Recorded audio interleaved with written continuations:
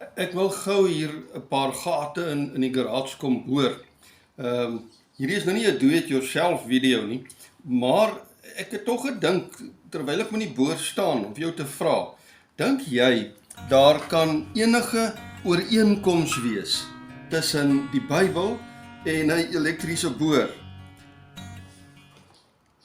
So ja, ek het nou klaar vooraf my merke met 'n potlood en met 'n els hier kom maak op hierdie plankie, dat ek presies kan sien waar ek die gate wil boor.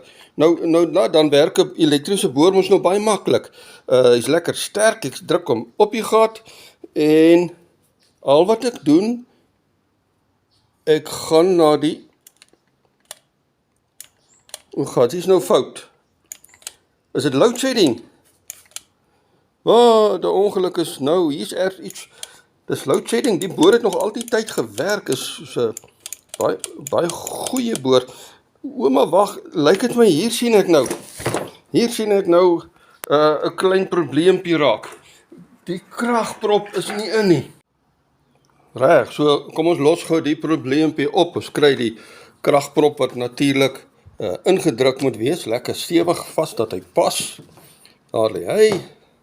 En nou is ons terug by die boor, by die merk wat ek vooraf gemaak het. En ons gaan terug na die skakelaar. En voilà!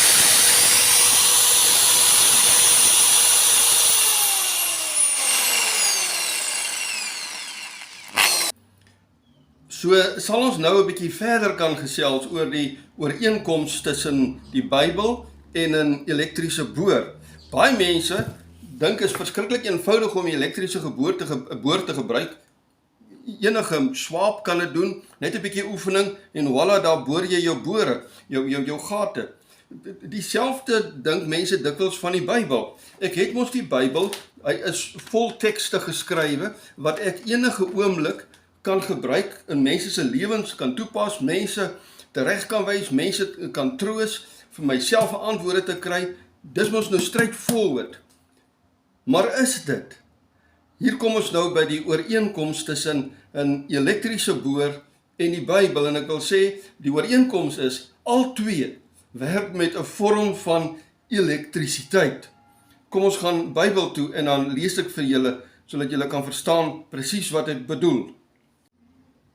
Goed, die teksvers wat ek vir ons gekies het, is 2 Petrus hoofstuk 1, vers 20. Daar skrywe Petrus, dit veral moet julle weet, geen profesie in die skrif kan op grond van eie insig, ons kan ook sê eie krag, eie intelligensie reg uitgelê word nie, want geen profesie is deur die wil van 'n mens voortgebring nie. Nee, deur die Heilige Gees meegevoer het mense die woord wat van God kom verkondig. En ons weet mos nou dat die Here Jesus gesê het, julle sal krag ontvang wanneer die Heilige Gees oor julle kom. Julle sal dynamis ontvang, julle sal krag, soos elektrisiteit ontvang, en dan sal julle my getuies kan wees. Dan sal julle die skrif, die Bybel, reg kan gebruik, effektief kan gebruik. Natuurlik bely ons dat die Bybel so geskryf is, die waarheid van die Bybel, dat selfs kinders dit moet kan verstaan. Maar net soos wat 'n kind nie sommer net 'n elektriese boor kan gebruik sonder toesig aanvanklik terwyl hulle leer nie, hulle moet eers presies leer hoe werk die krag wat deur hierdie boor gaan.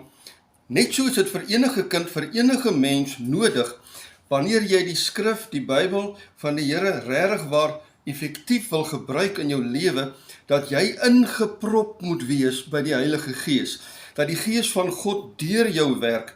Anders is die Bybel maar net nog woorde, dit is net verhale, dit is net briewe, soos wat hierdie boor maar net 'n toestel is. Maar die oomblik wanneer die elektrisiteit deur hom gaan, aktiveer dit al die binnewerke van die boor, al die elektriese borseltjies en die drade, en kan jy gate boor, jy kan meubels maak met daardie instrument, dieselfde met die Bybel.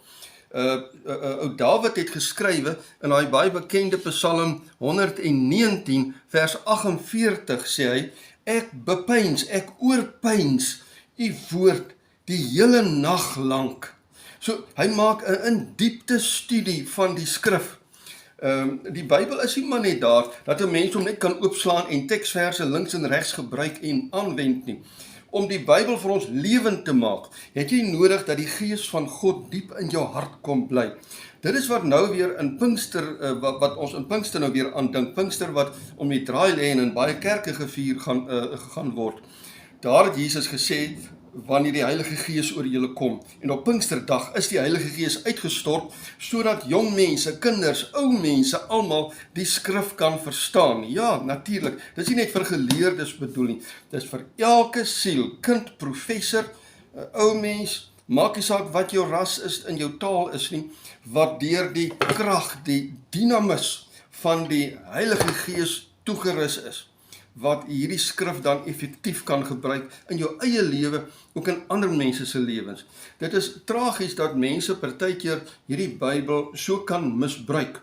Ek dink byvoorbeeld aan een vers wat vir my baie opvallend is, wat mense vreeslik baie gebruik, en hulle gebruik dit wanneer hulle iemand wil veroordeel, wanneer hulle een of ander straf of 'n wraak oor iemand wil uitspreek, wanneer hulle kwaad is vir 'n onreg, miskien 'n inbraak wat gepleeg is, 'n aanranding, moord, al hierdie dinge wat aan mense gedoen is, en dan sê hulle, daai skurke sal nog voor die Here moet gaan staan en antwoord gee, en dan haal hulle nogal vir ons 'n Psalm ook aan, deur Psalm 121, waar daar staan, God slaap nie, dan sê hulle, Boeta, God slaap nie.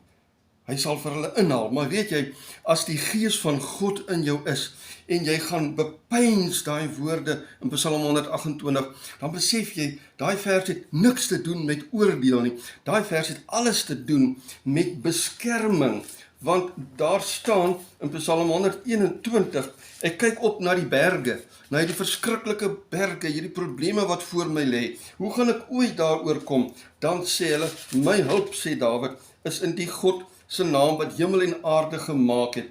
Hy wat jou beskerm, slaap nooit. Ja, God slaap nooit, maar die bedoeling is, God is wakker, hy beskerm jou, hy dra jou, hy neem jou aan die kant uit, jy is veilig in sy hand, niemand kan jou ooit uit sy hand ruk nie.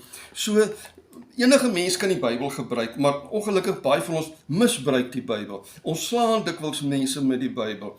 Ons wil mense berisp en betug. Ja, daar's natuurlik verse in die Bybel wat ons berisp en betug.